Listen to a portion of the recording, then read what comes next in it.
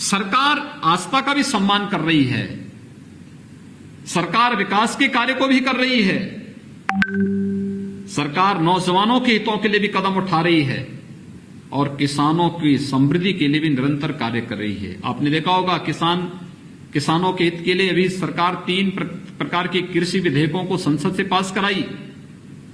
कैसा दुष्प्रचार करने का प्रयास हुआ, यानी विपक्ष के पास दुष्प्रचार करने के सिवाय कोई भी दूसरा मुद्दा नहीं बचा है। वे निरंतर कुछ न कुछ ऐसी बातें करने का प्रयास करते हैं जिससे समाज में विद्वेष पैदा हो, समाज में अनावश्यक उत्तेजना पैदा हो, और ये शुभ लक्षण नहीं है।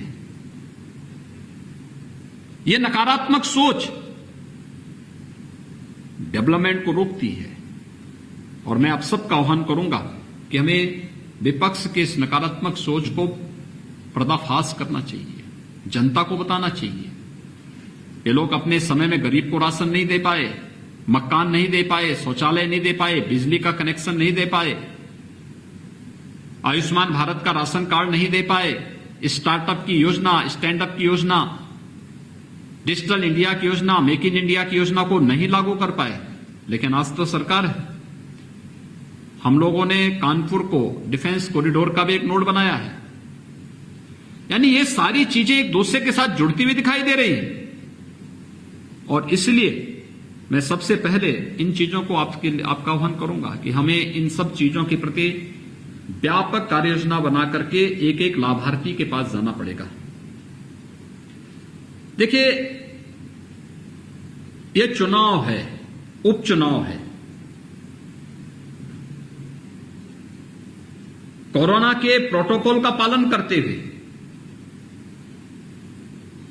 इस पूरे चुनाव की प्रक्रिया को हमें आगे बढ़ाना है, और इसमें हमें ध्यान देना होगा कि किसी भी स्थिति में हम लोग उस गाइडलाइन का उल्लंघन न करें जिसके कारण कहीं भी कोरोना का संक्रमण फैलता हो। सोशल डिस्टेंसिंग का पालन करना, मास्क लगाना, किसी को छू लिया तो सैनिटाइजर से हाथ धो लेना, क्योंकि जब तक कोई वैक्सीन नहीं आ जाता है, जब तक कोई दवा नहीं आती है, तब तक बचाव ही इसका सबसे बड़ा उपचार है। और इसलिए बचाव के लिए स्वयं तैयार रहते हुए लोगों को तैयार करना है। इसलिए बड़े बड़े कार्यक्रम हो पाएंगे मुझे नहीं लगता है, लेकिन मैं चाहूंगा कि आप में से हर व्यक्ति, हर कार्यकर्ता अपने अपने बूथों का गठन करते हुए जनसंपर्क की एक बेहतर टोली वहां गठित करें।